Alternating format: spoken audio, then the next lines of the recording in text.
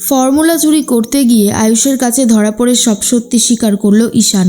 সম্পূর্ণ জানতে হলে দেখতে থাকো। গল্পের শুরুতেই দেখা যায় দেবলীনাকে ধরার জন্য একটা ফাঁদ পেতেছিল ইন্দ্রাণী গাঙ্গুলি, আর সেই ফাঁদে ধরা পড়ে গেছে দেবলীনা। দেবলীনাকে পুলিশ অ্যারেস্ট করার জন্য চলে আসে। তখন দেবলীনা বলে, কি ভেবেছেন ইন্দ্রাণী গাঙ্গুলি, এইভাবে আমাকে ধরে উচিত শিক্ষা দিতে পারবেন? আপনি পারবেন না। আপনি কখনোই আমাকে ধরে রাখতে পারবেন না। দেবলীনাকে ধরে রাখার মতন জেল এখনও তৈরি হয়নি। ইন্দ্রাণী গাঙ্গুলি বলে, আমি কি করতে পারি আর কি পারি না সেটা তুমি এখনও জানো না দেবলীনা। তুমি যদি ভেবে থাকো বারবার করে এই অপরাধগুলো করবে, তাহলে এবারে তোমার জন্য উচিত শাস্তির ব্যবস্থা করা হবে। কনস্টেবলকে বলে, দেখুন আপনাদেরকে একটা কথা বলি, আপনাদেরই মধ্যে কেউ বা কারা আছে যারা দেবলীনাকে বাইরে বার হতে সাহায্য করেছে। আমি চাই তারও যেন কঠিন শাস্তি হয়। তখন পুলিশ বলে, চিন্তা করবেন না, এইসবের পিছনে কারা রয়েছে আমরা সঠিকভাবে তদন্ত করে দেখব। এরপরে দেবলীনা বলে, কুসুম সরকার, এরপর তখন আমি বেরোবো না, তখন তোমাকে আর আমি ছাড়বো না। তখন আমি তোমাকে বুঝিয়ে দেব এই দেবলীনা ঠিক কী করতে পারে। দেবলীনাকে পুলিশ অ্যারেস্ট করে নিয়ে চলে যায়। তখনই কুসুম বলে, এইসব সব কিছুই দেবীমার জন্যই সম্ভব হয়েছে। ঘটনাটা যদি একটু আগে থেকে দেখা যায় তাহলে দেখা যাবে আয়ুষ ইন্দ্রাণী গাঙ্গুলি কথা বলছিল। ইন্দ্রাণী গাঙ্গুলি বুঝতে পেরে গিয়েছিল অনেক বড় একটা বিপদ আসতে চলেছে কুসুমের জীবনে, আর সেই জন্য কুসুমকে বাঁচাতে ইন্দ্রাণী গাঙ্গুলি এই স্টেপটা নিয়েছিল। কুসুম বলেছিল, দেবীমা এইটা করলে আপনিও তো বিপদে পড়তে পারেন, আমি আপনাকে বিপদে পড়তে দেব না। কিন্তু ইন্দ্রাণী গাঙ্গুলি কারোর কোনো কথা না শুনেই কুসুমকে বাঁচাবে বলে নিজের জীবনকে ঝুঁকিতে ফেলেছিল। কিন্তু সেখান থেকে ইন্দ্রাণী গাঙ্গুলি দেবলীনাকে ধরে পুলিশের কাছে তুলে দেয়, আর তারপরেই কুসুমকে বাঁচায়। এরপর কুসুম বলে, সত্যি দেবীমা, আপনার জন্যই একটা বড়সড় বিপদ থেকে রক্ষা পেলাম। তখনই ইন্দ্রাণী গাঙ্গুলি বলে, তোমার ওপরে অ্যাটাক করবে আর আমি চুপ করে হাত গুটিয়ে বসে থাকবো, তেমনটা কখনোই হবে না। ওই দেবলীনা আমার পরিবারের ওপরে চোখ তুলে তাকিয়েছিল, তাই ওর উচিত শাস্তির ব্যবস্থা করলাম। এরপরে কুসুমকে নিয়ে বাড়ির পথে রওনা দেয় সবাই। কুসুমকে রীতিমতো বরণ করে ঘরে ঢোকানোর ব্যবস্থা করা হয়। কুসুম তখন বলে, আজ আমি খুবই খুশি, আমি বাড়িতে ফিরে আসতে পেরে ভীষণ আনন্দিত। তখনই আয়ুষ বলে, তোমাকে নিয়ে আসতে পেরে আমরাও খুব খুশি। আফটারঅল তুমি আমাদের বাড়িতে থাকো কুসুম, যদি তোমার সত্যি কোনো ভালো মন্দ কিছু হয়ে যেত তাহলে আমরা নিজেদেরকে কখনোই ক্ষমা করতে পারতাম না। এরপর ইন্দ্রাণী গাঙ্গুলিও সেম কথা বলে। তখনই মনে মনে একটা কথাই ভাবছিল মীনাক্ষী গাঙ্গুলি, এই কুসুমটা কোনো দিনও এই বাড়ি থেকে যাবে বলে আর মনে হয় না। কুসুমকে জিজ্ঞেস করা হয়, কুসুম তুমি কি করবে?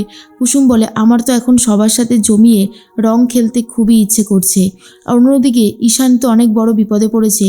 যে ব্ল্যাকমেল করছে সে রীতিমতো ফর্মুলা চাইতে থাকে, আর ফর্মুলা চুরি করবে বলে ঠিক করেছে ঈশান। এর মাঝখানেই কুসুম ভাবে যে এই বাড়িটার মধ্যে এত শান্তি আছে যেটা আর কোথাও নেই। দেবীমাকে সে খুবই ভালোবাসে, আর অবশ্যই আয়ুষকে তো বটেই। এদিকে দেখা যায় ভবতোষ কথা বলতে থাকে ইশিকার সাথে, আর বলে, যেমনটা বলেছিলাম তেমনটা কিন্তু করতে হবে। 2 নম্বরই করার চেষ্টা করলে কিন্তু তার ফল খুব একটা ভালো হবে না। তখন ইশিকা বলে, আপনি শুধু শুধু চিন্তা করছেন, যেমনটা বলেছিলেন তেমনটাই হবে, শুধু আপনি আমার টাকাটা রেডি রাখবেন। ঈশানকে যেমন আপনি বিপদে ফেলেছেন তেমনি আমিও বিপদে ফেলেছি, মনে হয় না ও আর এই বিপদ থেকে নিজেকে বাঁচাতে পারবে। ভবতোষবাবু বলে, ও নিজের বাড়ি থেকেই চুরি করছে, এর থেকে খারাপ আর কি হতে পারে। ইন্দ্রাণী গাঙ্গুলিকে আমি মারতে পারিনি, তবে ইন্দ্রাণী গাঙ্গুলিকে ভাতে মারার সমস্ত রকমের পরিকল্পনা আমি করে ফেলেছি। ঠিক সেই মুহূর্তে দেখা যায় ইশিকার সাথে একই গাড়িতে ছিল ঈশান। ঈশান তখন বলে, ইশিকা তুমি গাড়িতে অপেক্ষা করো, আমি এক্ষুনি ফর্মুলাটা নিয়ে আসছি। তখন ঠিক করে আয়ুষের ঘরের ল্যাপটপ থেকে ফর্মুলাটা চুরি করবে ঈশান, সেই জন্য আস্তে আস্তে চলে এসেছে আয়ুষের ঘরে। এদিকে কুসুম আর আয়ুষ দুজন মিলে কথা বলতে থাকে। আয়ুষ তখন বলে, জানো তো কুসুম, আজ আমার খুব আনন্দ হচ্ছে, তোমাকে ফিরিয়ে আনতে পেরেছি, তুমি সুস্থ আছো, এর থেকে ভালো কিছু আর হতে পারে না। তখনই কুসুম বলে, সে তো ঠিকই। অন্যদিকে দেবীমা বলে দেয় কুসুমকে যে মার্কেটিংয়ের ব্যাপারে কিছু কাজবাজ আছে, কিছু কেনাকাটা করতে হবে। তখনই আয়ুষ বলে, এক কাজ করো, তুমি আমার ঘরে গিয়ে অপেক্ষা করো, কি কি কেনাকাটা করতে হবে আমরা একটা লিস্ট করে নিই। এদিকে ঈশান ঘরে ঢুকে দেখে ল্যাপটপের মধ্যে পাসওয়ার্ড দেওয়া রয়েছে, কিন্তু সেই পাসওয়ার্ড কী করে ক্র্যাক করবে সেটাই বুঝে উঠতে পারছিল না ঈশান। ঈশান অনেকগুলোই পাসওয়ার্ড দেয়, কিন্তু তাতে কোনোভাবেই পাসওয়ার্ডটা ক্র্যাক করতে পারে না। আর একবার চান্স মিস করলে কিন্তু আয়ুষের কাছে নোটিফিকেশান চলে যাবে যে আয়ুষের ল্যাপটপ কেউ খোলার চেষ্টা করছে, কিন্তু এটাই লাস্ট সুযোগ। তখনই কুসুমের নামটা নেয় ঈশান আর ভাবে কুসুম দিয়ে একবার দেখি। আর যেই না কুসুম দিয়েছে, ল্যাপটপে পাসওয়ার্ডটা খুলে গেছে। আর এটা ভাবার পর অবাক হয়ে যায় যে কুসুমের নামে ভাইদা নিজের ল্যাপটপ সিকিউর করে রেখেছে। এটা ভাবলেও কেমন একটা অবাক লাগছে, কিন্তু এটা এখন বিশদে ভাবার সময় নেই। আমাকে যা করার তাড়াতাড়ি করতে হবে। ফর্মুলাটা চুরি করতে 1 মিনিট সময় লাগবে। সেই 1 মিনিটের মধ্যে অলরেডি চলে এসেছে কুসুম এসে বলে, এ কি ঈশান স্যার, আপনি ছোট স্যারের ঘরে ল্যাপটপ ধরেছেন, কি ব্যাপার? তখনই চলে এসেছে আয়ুষ এসে বলে, কিরে ঈশান, তুই এরকম চোরের মতন ঘরে ঢুকে কি করছিস তুই? তখন জিজ্ঞেস করে, তুই আমার ল্যাপটপের পাসওয়ার্ড কি করে জানলি? এরপর ঈশান কি বলবে নিজেই বুঝে উঠতে পারে না।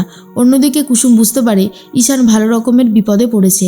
তাই কুসুম বলে, আমি বলছি আসলে ঘন্টুর তো আজকে রেজাল্ট বেরোনোর কথা, তাই আমি ভাবছিলাম যে যদি এটা দেখা যেত, সেই জন্য আমি ঈশান স্যারকে বলেছিলাম। আয়ুষ তখন বলে, ও এই ব্যাপার, তা তুমি সেটা আমাকে বললেই পারতে, আমি ফোন থেকেই দেখে দিতাম, ল্যাপটপ খোলার কোনো দরকার ছিল না। কিন্তু আয়ুষ আর কুসুম দুজনেই ঈশানের ওপর সন্দেহ করতে থাকে। আয়ুষ একটু বাইরে চলে যায়, সেই সুযোগটাই নেয় কুসুম আর বলে, ঈশান স্যার, আপনি ভালো রকমের কোনো বিপদে পড়েছেন। এবার সত্যি করে বলুন তো, আপনি ঠিক কী করতে চাইছেন? আপনি এই ঘরে ঢুকে কী করতে চাইছিলেন বলুন, না হলে কিন্তু আমি এখান থেকে আপনাকে বেরোতে দেব না।